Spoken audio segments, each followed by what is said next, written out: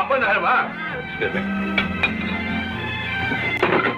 உங்க மாமா வந்திருக்காரு. மாமா யாரு? அவர் காதுல விழப்போகுது. சொல்ல பயம். அன்னைக்கு நடங்கல பாரு குளியா வந்திருக்கோம். வாங்க வாங்க. பாத்தியா உன்னை தேடிட்டு வந்துட்டார். வணக்கம். உட்காருங்க. என்ன சாப்பிடுங்க? காஃபியா orange? Apple juice. Boy apple juice கொண்டா. பேசுறாங்க.